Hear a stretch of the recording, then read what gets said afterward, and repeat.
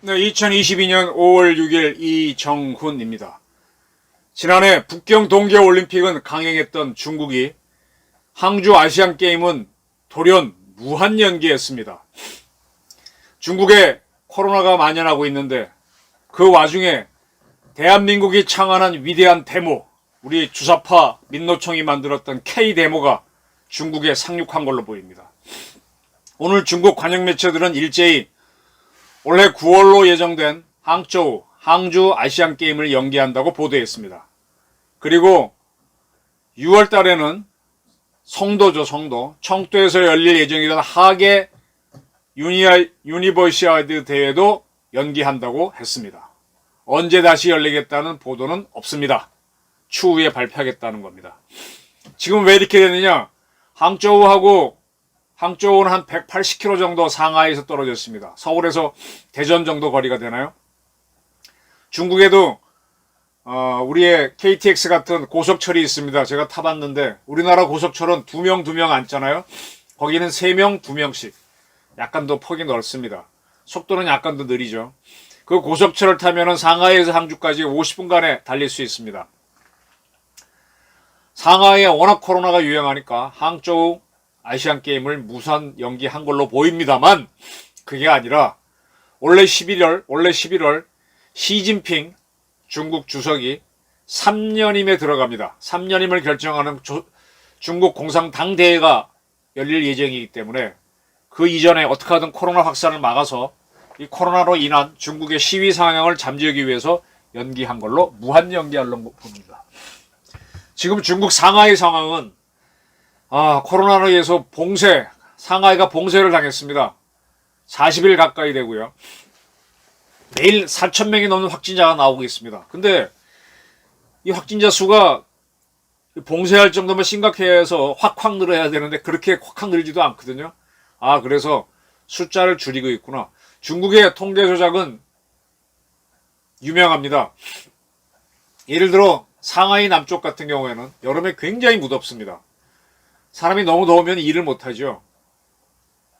중국은 일을 하기 위해서 그날 가장 뜨거운 온도를 39도가 넘지 않도록 통제하는 적이 있었던 걸로 압니다. 39도가 넘으면은 일사병이 생기니까 근무를 못하게 해야 되는데 39도 이하로만 발표를 하는 그런 걸 했었죠. 그런 나라이다 보니까 지금 코로나 확진자 수도 조작하는 거 아니냐 이렇게 알려지고 있습니다.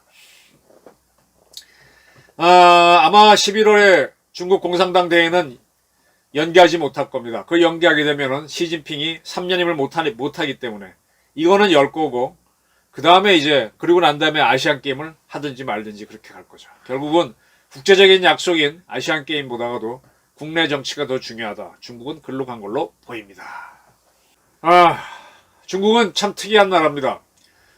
작년에 북경 동계 올림픽이 열렸습니다. 일본이 2020년 도쿄에서 하계올림픽을 열기로 했었는데 코로나 때문에 연기했다가 2021년에야 열었죠. 중국은 2022년 초에 올해죠.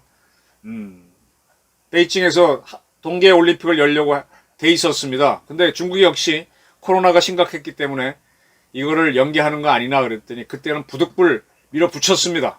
베이징은 안전하다라고.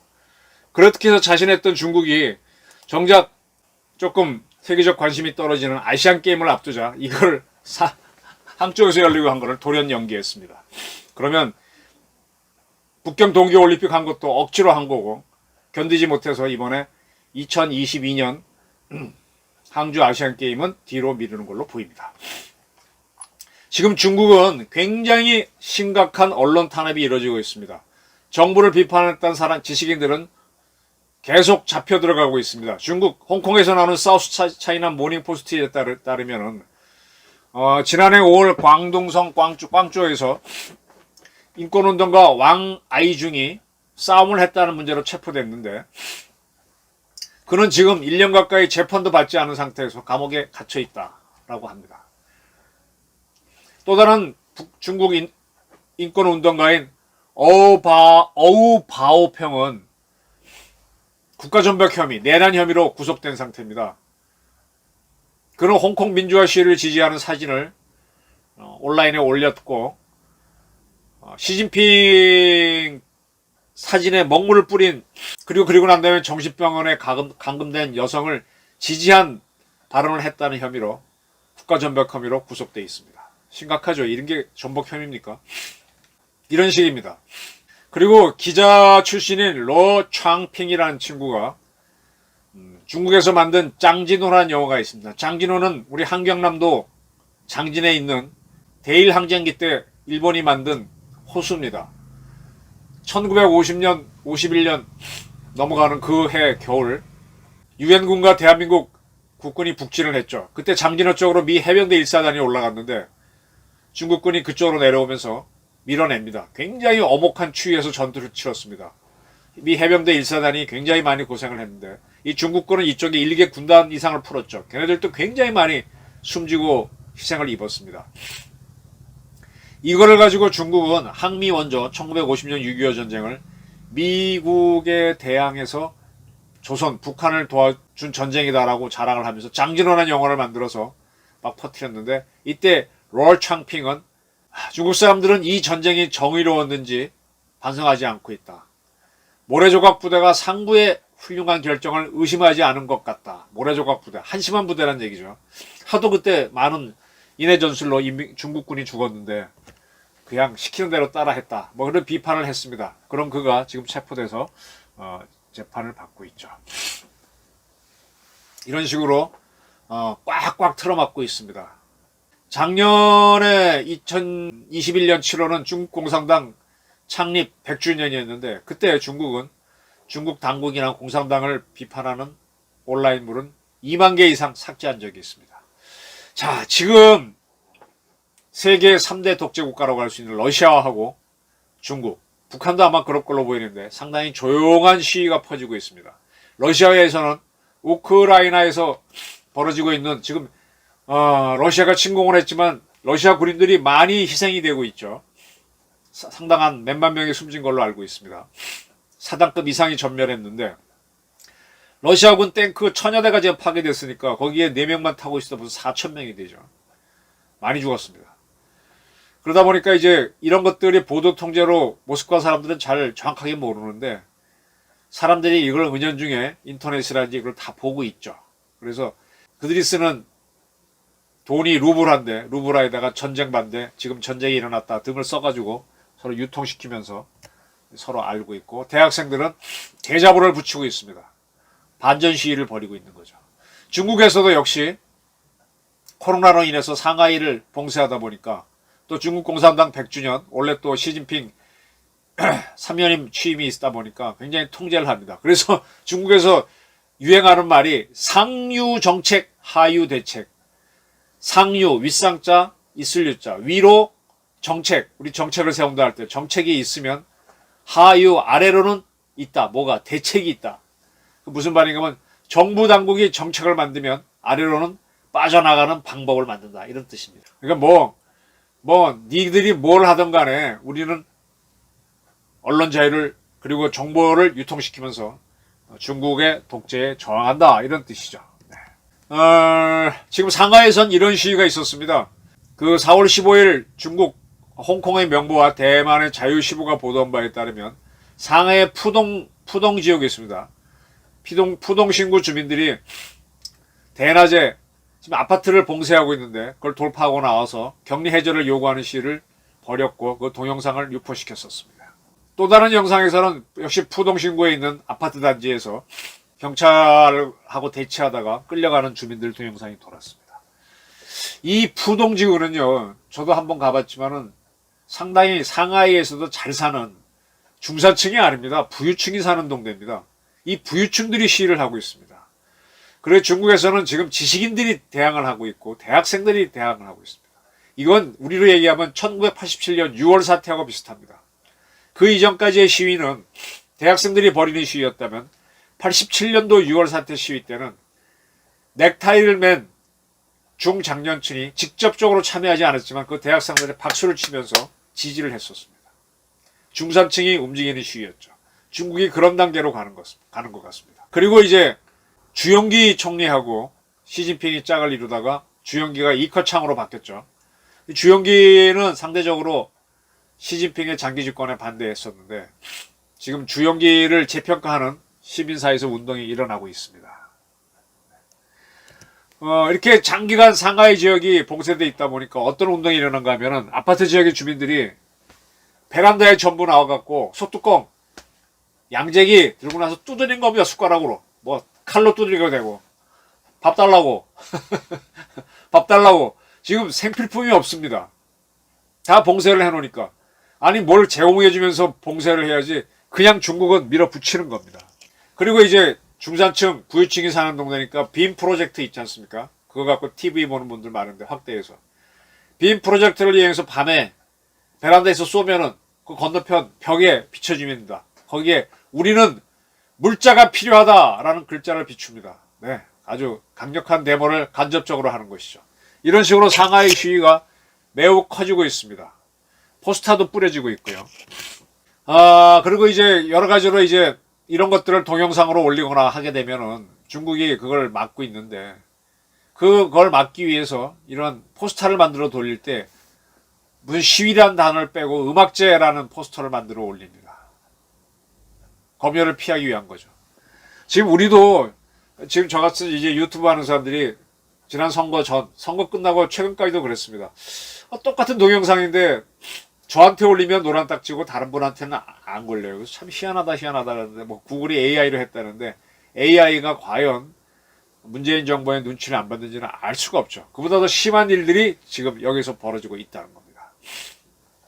자, 지금 시진핑은 하이남성 해남도 갔을 때 제로 코로나를 견지하라라고 지시한 다음부터는 일체 코로나에 대한 발언을 안 하고 있습니다.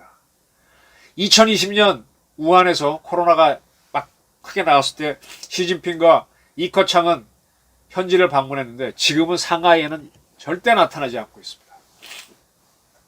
제가 한번 퓨러, 독일어 퓨러, F-U-H-R-E-R입니다. 근데 U에는 옴라우트가 붙습니다. 우리말로 옮기면 지도자, 영도자입니다. 군주는 죽을 때까지 권력을 휘두르다가 그 권력을 자기 자손한테 세습을 하죠. 세습까지는 하지 않습니다. 그리고 군주정에 의해서 주권을 독점하지는 않지만 거의 독점한 상태에서 세습까지는 안 하는 것을 영도자라고 합니다. 독일에서 이게 나타났었죠. 바이마르 헌법에 의해서 가장 민주적인 시절에 히틀러가 등장해서 처음엔 총리가 되더니 명명상의 군주인 문명상의 국가 원수인 대통령까지 겸하면서 그렇기 때문에 총리의 총, 대통령의 통을 짜서 총통이라고 우리는 했지만 그들은 퓨러, 영도자라고 불렀습니다. 지금 북한은 공공연하게 친애하는 지도자, 영도자 이런 단어를 김일성과 김정일에게 붙인 바가 있고 역시 김정은한테도 붙이고 있습니다. 우리도 한때 박정희 대통령을 또 이승만 대통령을 민족의 영도자라고 한 적이 있습니다.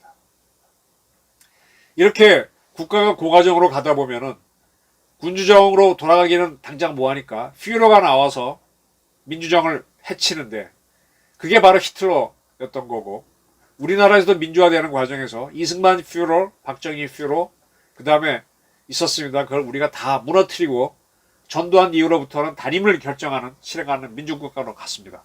근데 지금 러시아는 잘 민주화로 가다가 경제가 엉망이니까 푸틴이라고 하는 사람이 나와서 퓨러로 가고 있고 중국은 등소평 이후 영구집권은 없는 걸로 가다니만 시진핑이 등장해서 퓨러가 돼가고 있습니다. 그런데 문제는 그에 대한 저항이 두 군데에서 모두 일어난다는 겁니다.